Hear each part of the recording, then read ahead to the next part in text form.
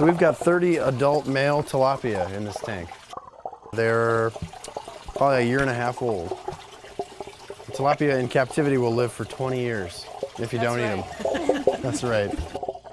Aquaponics is the merger of aquaculture and hydroponics, right? Aquaculture is raising fish, and hydroponics is a soilless medium of growing plants.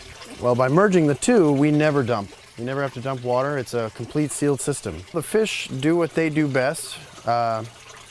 It's kind of, right, they eat, and their waste is pumped into the plant beds. The plants turn that with a culture of bacteria into food and clean the water for the fish.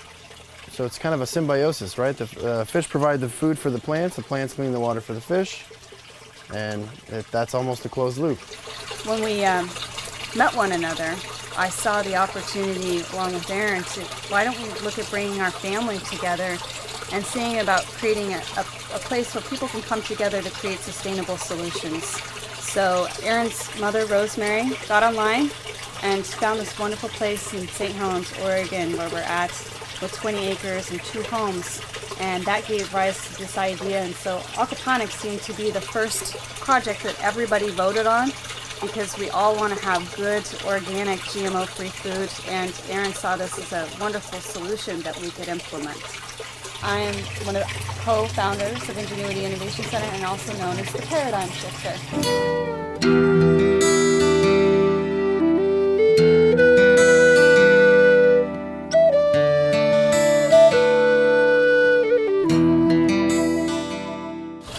Peppers, we've done kales with carbs. Who doesn't love a good tomato? Right? Tabasco peppers, squashes, zucchinis, cucumbers, watermelons, strawberries, asparagus, blueberries, you name it. Lemon trees, avocado, no soil. They're growing in river rock that's 3/4 inch. And we like river rock better than lava rock or hydroton, which are some of the other ideas. One of the things we like about it is it's rounded. It is giving more place for surface area, but it's not holding on to the nutrient. And that's one of the things that we noticed is a beneficial way to go versus something like lava rock. The magic number here is 12 inches. It's 12 inches of gravel. We end up creating 3 zones. The bottom 2 inches, which is always wet, always full of nutrient. Then the next 8 inches where the water is constantly raising and lowering. And then the top 2 inches where it's dry to prevent algae growth. And is constantly filling and draining. And this is really important because we get oxygen to the roots. So we have a rock shroud here that holds the rocks back and allows the water to flow. And inside that rock shroud there is a 1-inch upstand pipe that goes through the bed via a bulkhead and then runs to the sumps. And then this bell goes over that 1 inch, and as the water level reaches the point of the 1 inch where it starts to spill, it vortexes and then it siphons, and it will siphon all the water down until it pulls oxygen and repeats. There it goes. It's about a 12-15 minute full. It's less than a minute drain. Yep. Okay. And this happens all day, all night. Well, we also have a lot of activity with our worms. So they're bringing those nutrients down from the fish waste as well. And that's kind of the magic key to an aquaponics system, is having the worms be a part of it. They showed up on their own. I think they were on the rock to begin with. And you know, when the rock was put down in the quarry, they grow up in through it. They help to mineralize some of the fish waste and make it bioavailable for the plants. We do have to add 4 ingredients. There are 4 ingredients that are very hard to get in an aquaponics system. The worms do help with this, but the 4 ingredients are calcium, magnesium, potassium, and iron. And your plants can really indicate what you're missing. We actually have some pretty good examples here of some of those deficiencies. There's ways to get those things. Iron is probably the one that's you just add directly, chelated iron, dissolvable iron. But you can get things like dolomite, which have magnesium in them. We actually buffer our pH because in an aquaponics system you're always moving towards acid. So we buffer it with calcium. So that's how we get our calcium in.